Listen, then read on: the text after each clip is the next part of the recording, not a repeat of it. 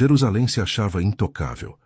As muralhas de pedra calcária chegavam a 12 metros de altura. O templo brilhava com ouro por dentro.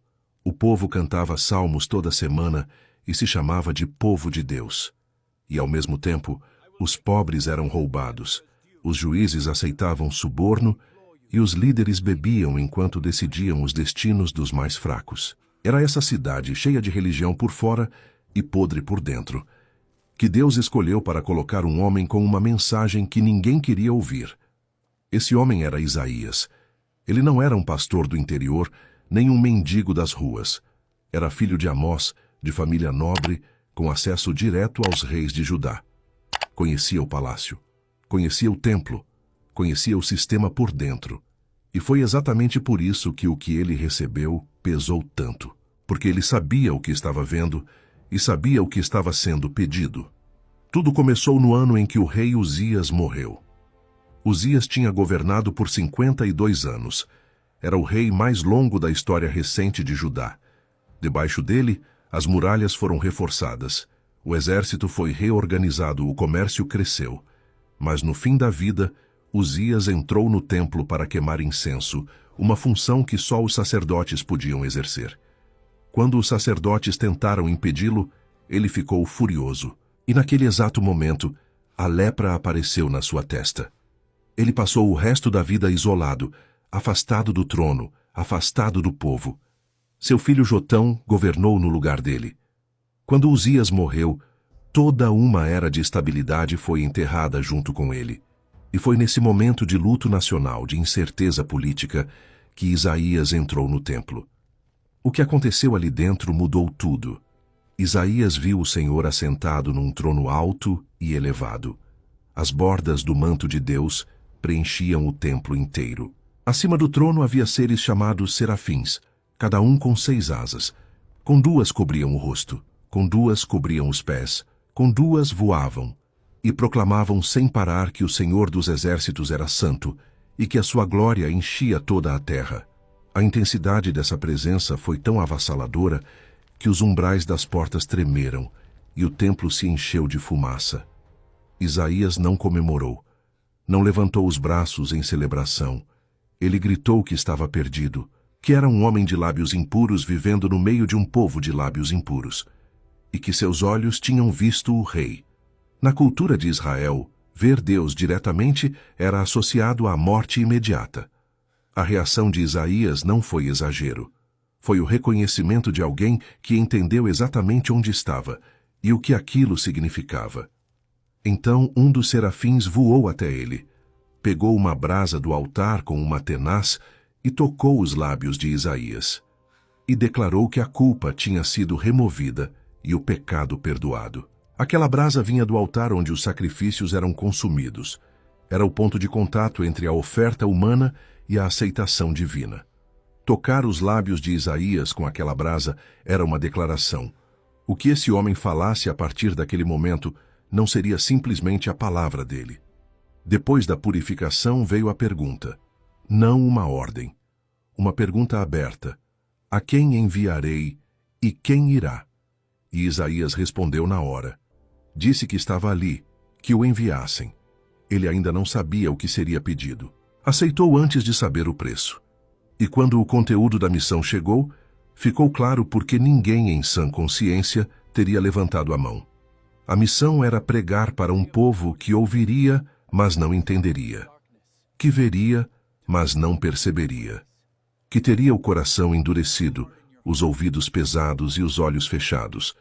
Não era uma descrição do que poderia acontecer. Era uma descrição do que aconteceria. Isaías perguntou até quando teria que fazer isso.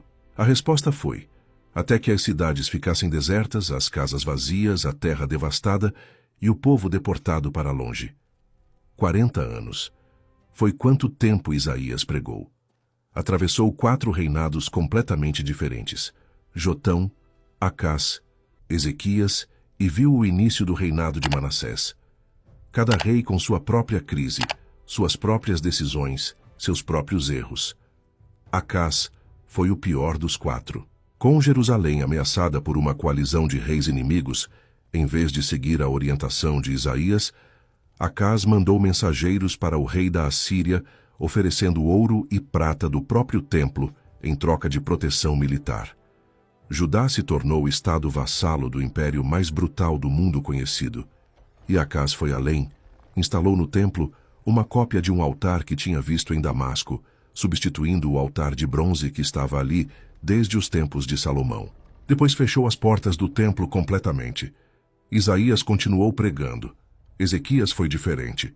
Reabriu o templo, restaurou os sacerdotes, realizou a maior celebração da Páscoa em gerações, mas também se rebelou contra a Assíria, parou de pagar o tributo e se viu diante do exército de Senaqueribe, o general mais temido do mundo, que tinha capturado 46 cidades de Judá e cercado Laques com uma rampa de assalto construída bloco por bloco até atingir as muralhas.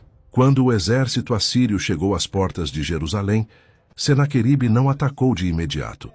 Mandou mensageiros falar em hebreu para que todo o povo entendesse. Nenhum Deus tinha conseguido deter o rei da Assíria até então, e o Deus de Jerusalém não seria diferente. Ezequias foi ao templo e orou. Enviou mensageiros a Isaías, e Isaías entregou a resposta mais direta do seu ministério inteiro. O rei da Assíria voltaria pelo mesmo caminho que veio e cairia pela espada na sua própria terra. Jerusalém não seria entregue. Naquela noite, 185.000 soldados assírios morreram no acampamento. Quando amanheceu, o exército estava destruído. Senaqueribe levantou o cerco e voltou para Nínive. Tempos depois, foi assassinado pelos próprios filhos dentro do templo do seu Deus. As palavras de Isaías tinham se cumprido na frente de toda a cidade, mas mesmo esse momento extraordinário não foi suficiente para mudar o curso que vinha depois. O filho de Ezequias, Manassés, restaurou tudo que o pai tinha destruído.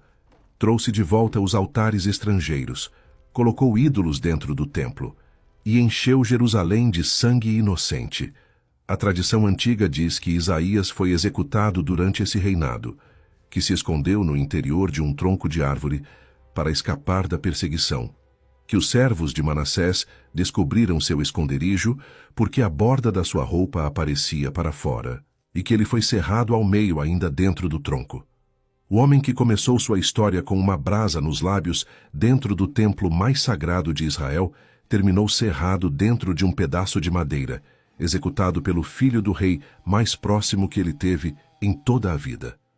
40 anos de missão, 4 reis, nenhuma conversão em massa, nenhum avivamento duradouro, apenas palavras escritas que cobriram desde a situação imediata de Jerusalém até eventos que aconteceriam séculos depois. Palavras sobre um servo que sofreria pelos pecados de outros, que seria desprezado e rejeitado, que seria contado entre os criminosos e que depois veria o resultado do seu sofrimento e ficaria satisfeito. Isaías escreveu essas palavras aproximadamente 700 anos antes de qualquer coisa parecida acontecer. Ele não viu o cumprimento. Não estava mais aqui. Essa é a história de um homem que respondeu sim antes de saber o preço, que pregou décadas sabendo que o resultado visível seria o silêncio, que deixou palavras que o mundo ainda lê mais de 2.700 anos depois. A missão que ninguém queria, o homem que aceitou mesmo assim.